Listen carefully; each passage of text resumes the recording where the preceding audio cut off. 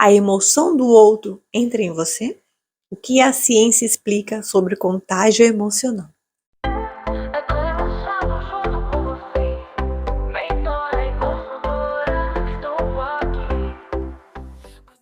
Desejo boas-vindas, sou Cléa Machado, mentora e consultora em serviço social.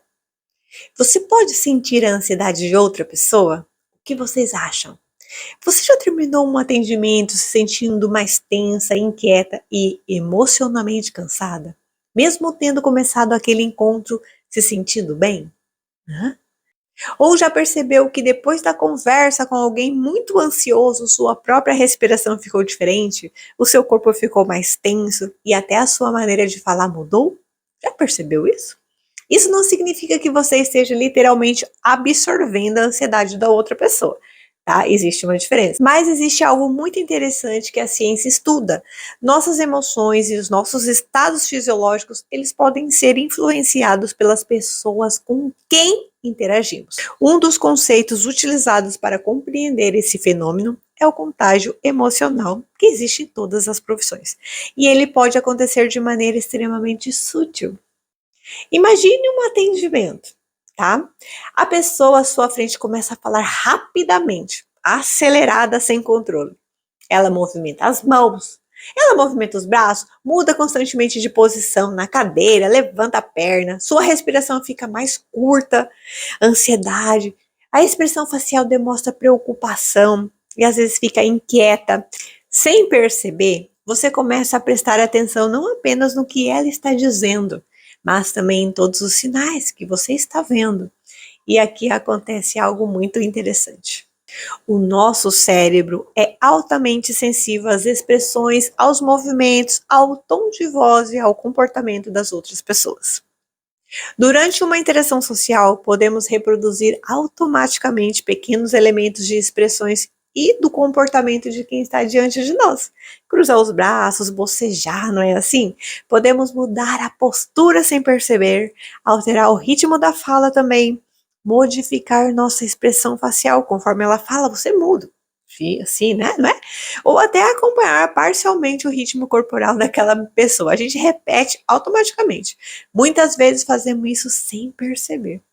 É como se o corpo também estivesse participando daquela conversa.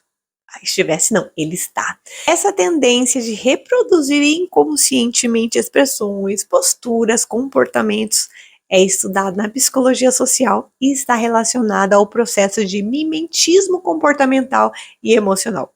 Alguns profissionais chamam de neurônios espelhos, células no cérebro que ajudam você a entender e a sentir o que o outro sente, como se fosse com você mesmo. E existe uma razão importante para isso. O ser humano é profundamente social. Precisamos perceber rapidamente o estado emocional das outras pessoas.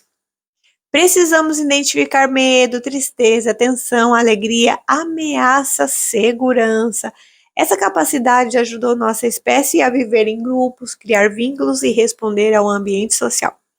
Portanto, quando você está diante de uma pessoa ansiosa, seu cérebro não está apenas escutando palavras. Ele está processando um conjunto inteiro de informações. O tom de voz, a velocidade da fala, a expressão facial, os movimentos que a gente faz, cruzar as pernas, cruzar os braços, a expressão facial, a postura, os silêncios e até mudanças muito pequenas no comportamento afeta nós. Por isso, depois de alguns minutos, você também pode perceber alterações no seu próprio estado emocional. Isso já aconteceu com você? Mas atenção, isso não significa que o cortisol da outra pessoa passou para o seu corpo, que seja algo contagiante de pele. Não é isso, tá? Ou seja, o corpo da outra pessoa libera hormônios de estresse, como o cortisol, e você pode absorver essa tensão ao notar o nervosismo dela, chamado de estresse secundário.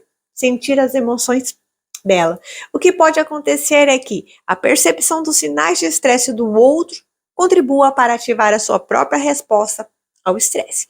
Esse fenômeno se torna especialmente importante quando pensamos nos profissionais que trabalham diretamente acolhendo pessoas, como os assistentes sociais, psicólogos, terapeutas, professores, profissionais da saúde, educadores sociais, educadores de outras áreas, profissionais que trabalham com famílias em situação de vulnerabilidade, violência, perdas, conflitos e sofrimento emocional.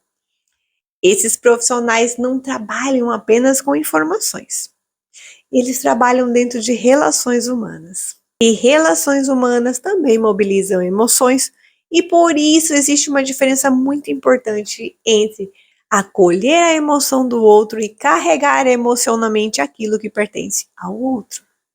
Um profissional pode desenvolver uma escuta profundamente empática, sem precisar permanecer emocionalmente dentro de cada história que escuta. E isso exige consciência profissional. Depois de muitos atendimentos, especialmente quando envolve situações complexas, podem aparecer sinais de sobrecarga. Não é assim?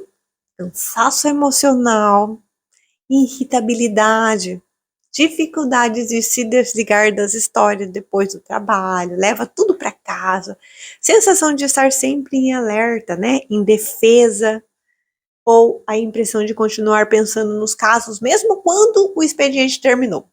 Por isso, cuidar de quem cuida não deve ser tratado como um luxo, é parte da sustentabilidade do trabalho profissional. Supervisão, tá? Constante. Discussão de ética de casos, isso é muito importante.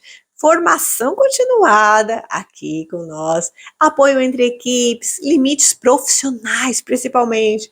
Momentos adequados de recuperação, de posição. E, quando necessário, acompanhamento psicológico ou outro suporte profissional qualificado. Buscar ajuda não diminui a capacidade de cuidar o outro. Pode justamente ajudar o profissional a compreender o que é dele, o que foi mobilizado pelo encontro e como continuar oferecendo uma presença profissional de qualidade sem transformar acolhimento em sobrecarga emocional. Talvez uma das competências mais importantes para quem trabalha diariamente com pessoas seja aprender a perceber o que estou sentindo agora. O que será que eu sinto? Sentindo agora, nesse momento? Eu já estava assim antes desse atendimento? Prestar atenção nisso. O que mudou em mim durante essa conversa? O que eu compreendi, o que eu senti?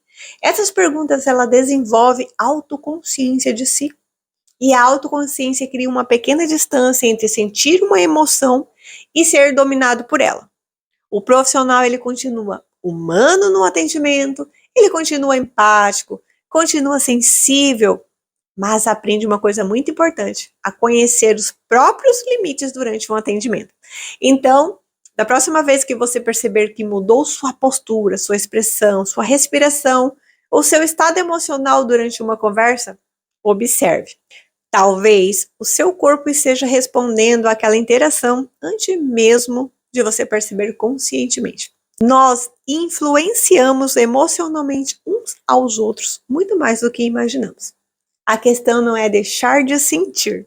A questão é aprender a reconhecer o que sentimos, por que sentimos e o que fazemos com aquilo que sentimos. Porque quem trabalha acolhendo emoções também precisa aprender a cuidar das próprias emoções. Até o próximo vídeo. Tchau, tchau.